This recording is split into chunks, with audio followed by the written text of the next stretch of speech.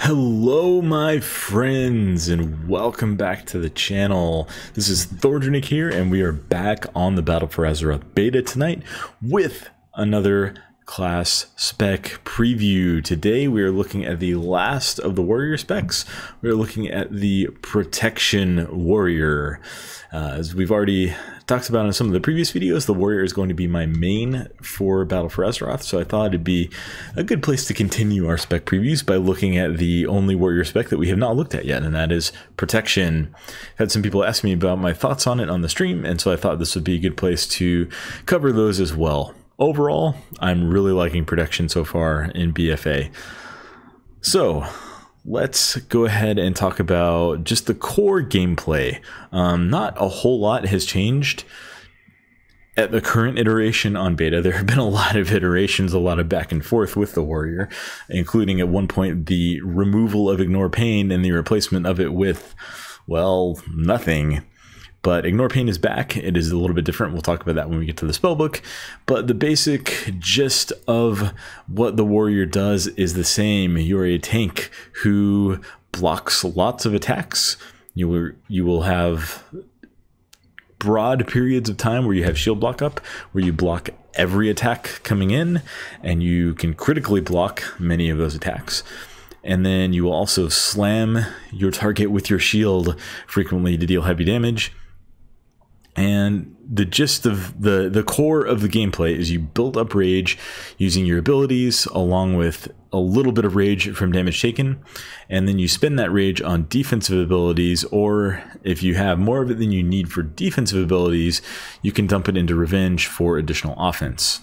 So let's take a look at that spellbook. You'll notice one thing here. We've got Avatar baseline. Prot no longer has Battle Cry, but we do get Avatar as a baseline cooldown ability that increases our damage by 20%.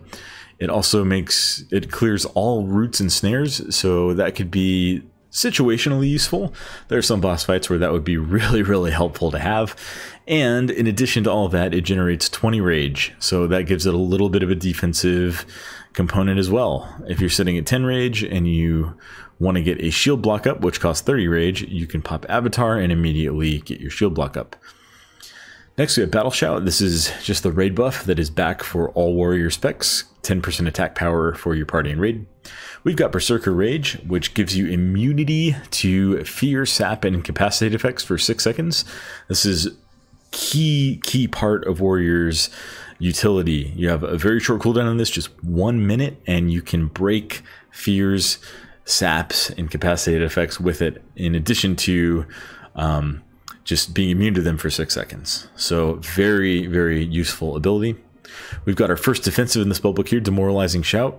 Now you'll notice this is a 15-second cooldown. That's actually because of a PvP talent that I have taken, which we can go ahead and remove. Baseline, it is a 45-second cooldown. That's really fast. That is a really fast cooldown for a 20% damage reduction, and again, because of a talent, it generates 40 rage. We'll take a look at that when we get to the talent tree. But Demoralizing Shout is an incredibly strong defensive ability. 40 rage is exactly enough for an Ignore Pain, so if you get to a situation where you're taking a lot of damage and you really need to survive right now, you can pop Demo Shout and immediately get off an Ignore Pain, which will give you a nice survivability boost. We've got Devastate. This is just your filler attack. It does have a chance to reset the cooldown of Shield Slam, so you'll want to get as many of those in as possible without sacrificing your other abilities. We're going to skip Dragon Charge because that's a PvP talent. We've got Heroic Leap, which is one of your mobility tools as a Prot warrior. Prot has, all warriors really have good mobility tools. Heroic Throw is your ranged pulling tool. It also needs to be noted that it generates high threat, which is a big deal in BFA with the threat changes to tanks. So if you pull a couple of mobs with Heroic Throw, that'll give you a decent amount of threat boost over your DPS and healers, which is nice when you're just starting a fight. Ignore Pain, like I said earlier, it was deleted for a while on beta, but it is back, and it is a little bit less strong than it was in Legion. Now, first off, it has a static 40 rage cost, which is different. There's no scaling involved, but it only causes you to ignore half of the damage that is taken. Up to a certain amount of damage prevented. That's going to scale, I believe, with strength or with attack power. So Ignore Pain is here. It is actually a very strong ability despite being nerfed though, and the reason for that is that this works on physical and magic damage. The direction that Blizzard has taken tanks so far in BFA is that tanks are going to be very good at mitigating physical damage and very limited when it comes to mitigating magic damage. So to have this ability that mitigates magic damage by 50% up to a certain amount can be a huge boost if it is used intelligently. We've got Intercept, which is your charge that you can also use on friendly targets. It has a 15-second recharge with 2 charges and generates 15 rage. It also has the interaction where if you target an ally, you intercept the next melee or range attack made against them. So you can do things like use this on your co-tank if they need a little bit of help. You can use it on your healer if they have aggro on a mob. There's a lot of different ways that you can use Intercept, both offensively and defensively. It's a really strong ability that really, usage of Intercept can set a good warrior, can distinguish between a good warrior and a great warrior tank. I'm not saying I'm a great warrior tank, but I'm saying this is one of those subtleties in the toolkit that can really set you apart if you master its usage. Intimidating Shout is your AoE fear. Last Stand is your big health increasing cooldown. Pummel is your interrupt. Rallying Cry is your raid-wide health increasing cooldown. So if you stack Last Stand along with Rallying Cry, you're getting a lot of extra health there. So that's just, you've got all of these cooldowns as Prot that you can stack together, that you can weave together to really increase your survivability and in a lot of ways the survivability of your raid, which is really nice. We've got Revenge, which is the only offensive ability we have that costs rage, and it does AoE damage, but it also has the component of your successful dodges and parries proccing a free revenge. So that's something to keep an eye on. It's a proc that you should pay attention to because Revenge does have a chance to reset. Shield Slam. Shield Block is our baseline, basic active mitigation ability. It's basically unchanged from Legion. It does have a little bit of a longer recharge time. It's 15 seconds. This is with the haste on my current gear. I believe it's a 18-second recharge time for 6 seconds of 100% block, and it does increase shield slam damage while it's active. You have 2 charges of it, and it does cost 30 rage versus the 10 rage that it costs in Legion. So a little bit more significant, but it should be a little bit stronger compared to the rest of your toolkit, if nothing else. Shield Slam, you want to be using Shield Slam on cooldown because it generates 15 rage in addition to dealing heavy physical damage to your target. Yeah, not much else to say there. You just want to use Shield Slam on cooldown. It's what it's always been. It's your main rage generator, and it hits like a truck. Shield Wall is your big damage reduction cooldown. It will reduce damage that you take by 40% for 8 seconds. So this could be the difference between life and death, especially if you pop it with Last Stand or with Rallying Cry or with a big juicy Ignore Pain on top of it. You can really make sure that you're going to survive here. One of the complaints that I've seen about warrior tanks is that there's not a lot of self-sustainability. And while that's true, warriors also excel at having strong defensive cooldowns that other classes may have 1 or 2 that are strong. Warriors have a lot of different defensive abilities and cooldowns that are strong. So you may not be able to heal up the damage once you've taken it, but you can if you plan around the fight and use your cooldowns when you need them, prevent yourself from taking a lot of damage that would otherwise kill you in the first place. Shockwave, this is baseline for protection. Now it is an AoE stun for 2 seconds, and it does have that multiple target interaction if you take a talent for it, so we'll talk about that when we get to the talent tree. Spell Reflection causes you to reflect all spells cast on you for no, sorry, causes you to reflect a spell within 5 seconds and reduces all magic damage that you take until you reflect the spell. That's important because not all spells in raiding or dungeons are reflectable. So if you are taking big casts from mobs that can't be reflected, you still get that magic damage reduction during the duration of spell reflect. Stormbolt is a talent, so you can actually talent so that you'll have Stormbolt as a single target stun, and you still have Shockwave baseline as an AoE stun. That's a very strong group utility, especially in Mythic Plus type content. We've got Taunt, this is what it's always been. We've got Thunderclap, which generates 5 rage now, and is a very important AoE threat generating damage ability. You'll want to be using Thunderclap on cooldown, particularly in packs, prioritizing only Shield Slam over it for offensive abilities. It also, as we discussed earlier, has a chance to reset the cooldown of Shield Slam. So the Thunderclap is an incredibly important ability. You'll be using it on single target and prioritizing it even higher in AoE situations. We've got Victory Rush, which gives you a heal for 20% of your maximum health when you kill an enemy that gives honor or experience. And then we've got our passives. So Deep Wounds is still here, which you Devastate and Revenge, generate additional bleed damage. We've got our Mastery, which is critical block. It increases your chance to block and your chance to critically block, which blocks twice the normal amount.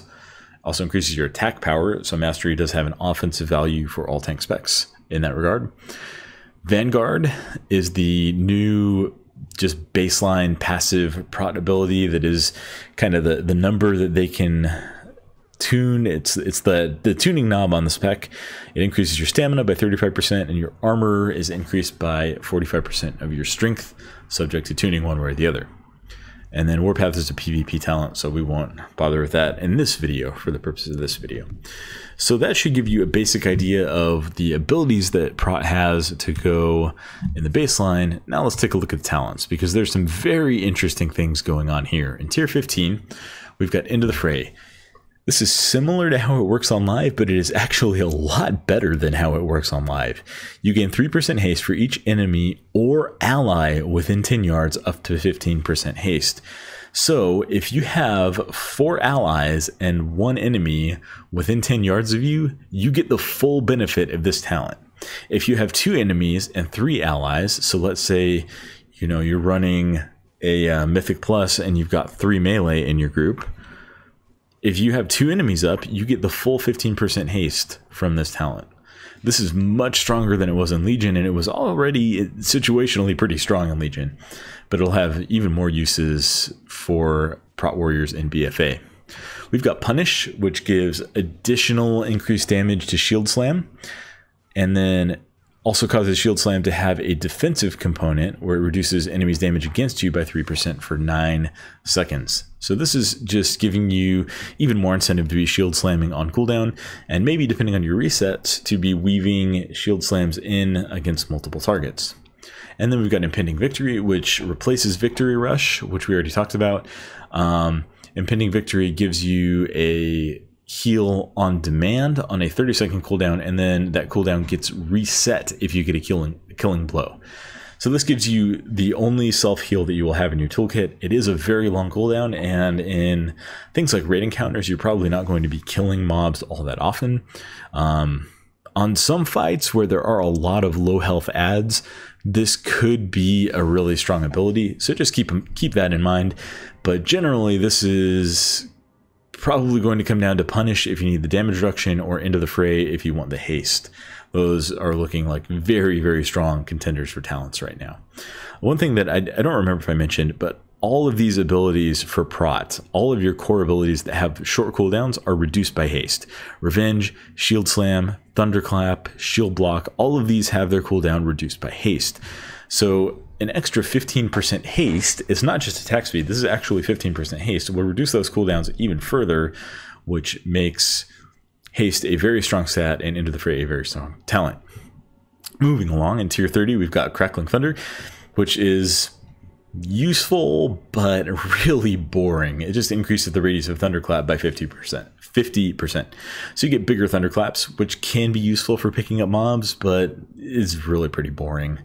We've got Bounding Stride for additional mobility. You get, this is exactly how it is on live, shorter cooldown on Heroic Leap, and you get a little bit of a sprint after you land with Heroic Leap. And then we've got Safeguard, which gives a damage transfer from the ally that you intercept to yourself. So if you're in a situation where there's a 2-fight tank and your co-tank is undergeared compared to you, you can use Safeguard and then use Intercept on them when they need a little bit of extra damage reduction. Or you can use it on a healer if they need some damage reduction. You can see a lot of use out of this in raids. In fact, in raids where you don't have to Heroic Leap more than every 30 seconds, this is probably going to be your go-to talent because this has very, very strong group utility if you can use it well. Tier 45, Best Served Cold. Revenge deals 5% more damage per target hit, up to 25% additional damage. So if you're in a big AoE situation, this is a very strong talent to have.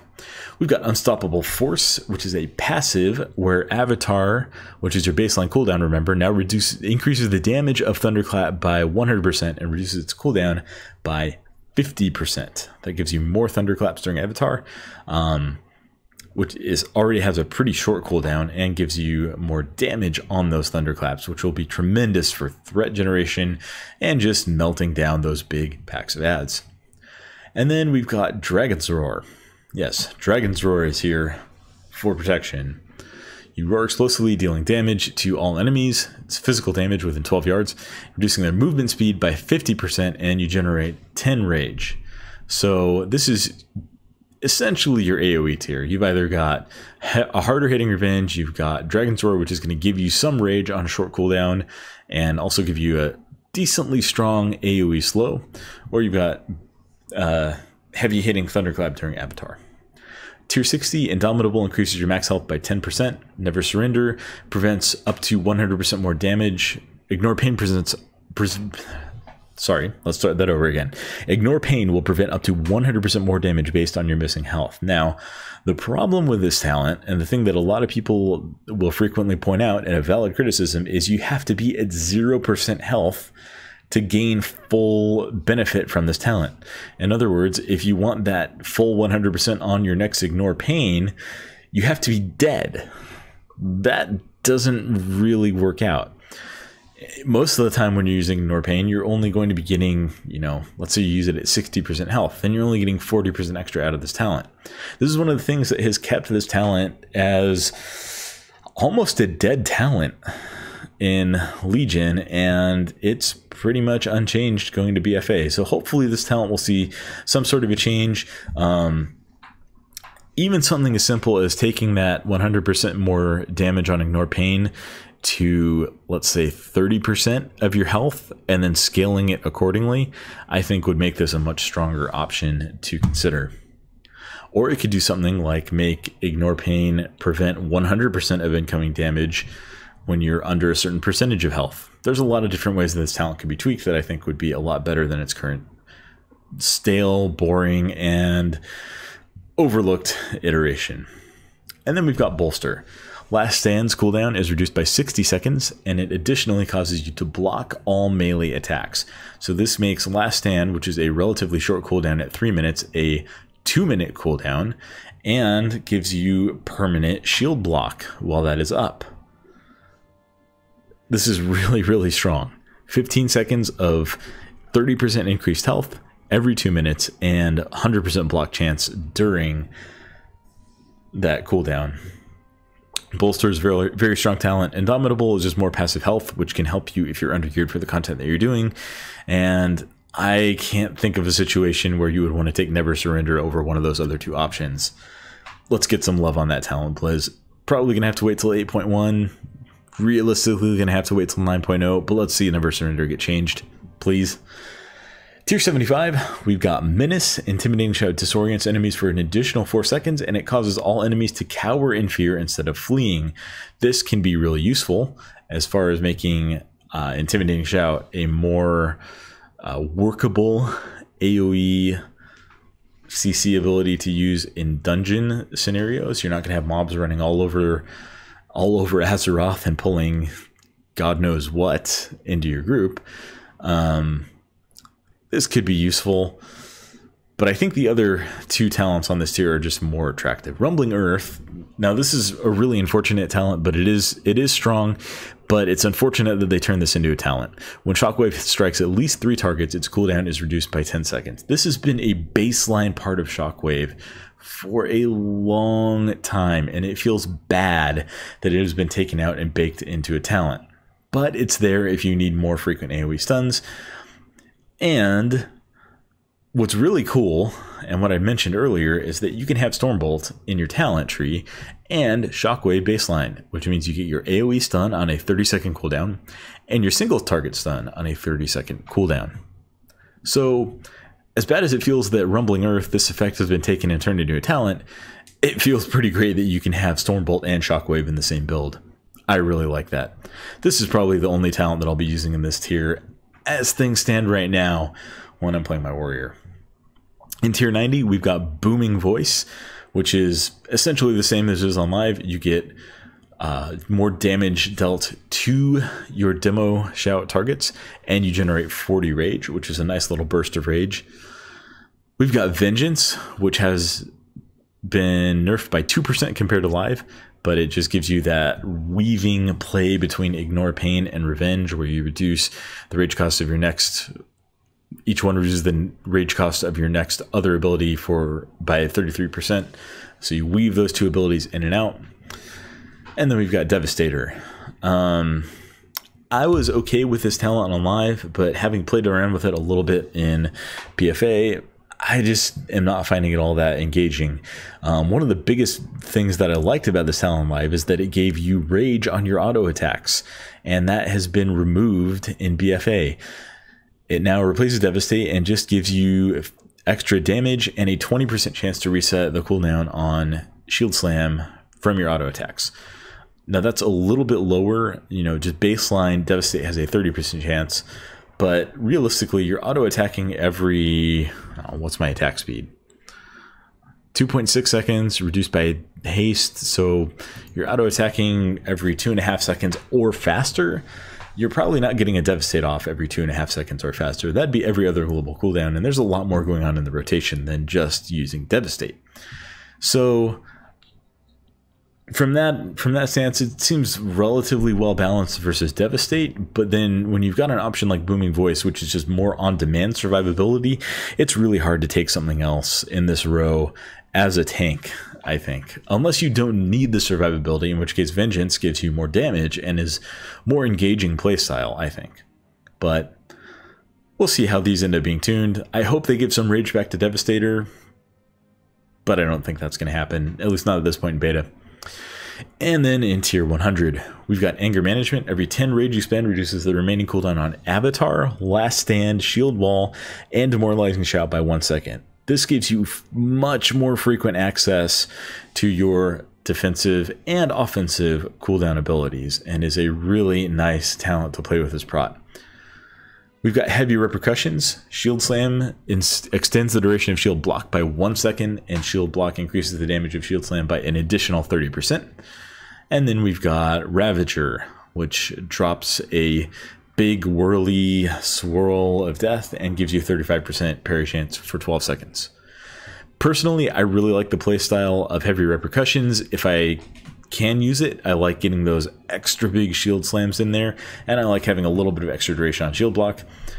I also like having Anger Management because one of Prot's strengths is its defensive cooldowns, and this gives you access to them more often. So that's the talent tree. Now, let's talk about a couple of other things that I really wanted to highlight with Prot. The first is that the way rage generation works has been slightly changed. Now, in Legion, the overwhelming majority of our rage comes from damage taken. In BFA, that rage from damage taken is no longer scaling with how much damage you take. It's just a static amount that kind of comes in as a baseline, and then the way you get the rest of your rage is through use of your abilities. So particularly Shield Slam gives you 15 rage, Thunderclap gives you 5 rage, and then we've got other talents that you can proc to give you rage. This makes Shield Slam resets much more important, and playing for them and using them as soon as you can much more important. And it's also going to limit the amount of Ignore Pains that we can get. But I think that's okay if Prot is balanced around the primary damage reduction coming from blocking attacks, which seems to be the direction they're taking with tanks, right? Good at reducing physical damage, specifically for warriors by blocking that physical damage, and more reliant on your healers for reducing magical damage. If you look at it that way, Ignore Pain is very strong, and Shield Block is a good baseline defensive. If you look at it as, I would still want to be a self-sufficient tank, then it's going to feel nerfed, especially toward the beginning of the expansion. But I think Prot is shaping up to be good. I've played a few dungeons as Prot, and I've had an absolute blast with the spec. The one big complaint that I have is Ignore Pain is on the global cooldown. I'll be honest, playing Fury and playing Arms, not playing the meme spec Fury when we still had, you know, 5 or 6 different cooldowns available at the same time that you'd have to chain together. But the way that Fury is right now on the beta, playing it, it doesn't feel all that bad with having more abilities on the global cooldown. Part of this is because I have Rampage macroed into my battle cry and then Execute macroed into it on a separate macro on live. And so I'm used to having a global cooldown initiated when I press battle cry on live. So when I press Recklessness on Battle for Azeroth, you know, I don't get that big juicy damage right up front, but having the global cooldown there doesn't feel as bad as it could. Having a defensive ability that's part of your core survival kit as a tank on the global cooldown feels absolutely awful. Is it game breaking? Maybe not. Is it fun? Definitely not. There were a couple of times in the dungeons that I was running where, you know, I was taking a lot of damage and I had enough rage to use Ignore Pain, but I had just used Shield Slam. And so I had to wait for that stupid clock ticker animation to finish before I could cast my defensive ability and help out my healer to keep myself alive. That was not fun and engaging gameplay. It did not feel like I had made a decision. It felt like I was being punished because I was trying to correctly use my abilities. So hopefully that gets taken into account, but I fear it is way too late into the beta for that to actually happen. But overall, I love the Protection Warrior as it stands right now. I think it's going to be a really engaging off-spec for me to play on my warrior, and I hope that you guys find it the same way. Let me know what you think about Prot in the comments down below. If you're new to the channel, we're putting out daily World of Warcraft content heading into Battle for Azeroth. Sometimes that's a video like this one that you're watching right now. Sometimes that's a stream. Sometimes it's both in the same day. But we're trying to put out daily World of Warcraft content as we head into the new expansion. Let me know what you think about Prot. Let me know what you think about Warriors. And let me know what you think about BFA as a whole in the comments down below. If you like the content that you're seeing, if you made it this far in the video, I would invite you to consider subscribing for more content. And until next time, see ya.